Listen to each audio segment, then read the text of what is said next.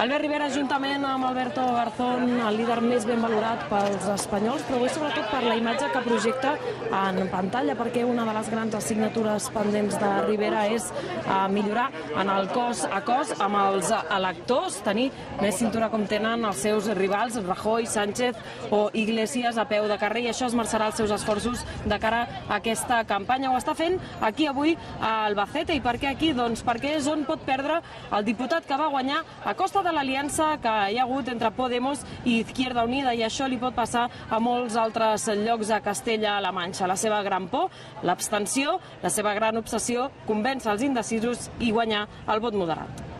Evidentemente están bailando los escaños, como se dice coloquialmente, en casi todas las provincias de España, entre ellas también Albacete, y estoy convencido que el futuro de España no pasa por seguir igual que hasta ahora, ni tampoco pasa por los vendedores de humo que quieren volver a los bandos. Este país tiene una España de oportunidades que no la representa ni Mariano Rajoy ni Pablo Iglesias.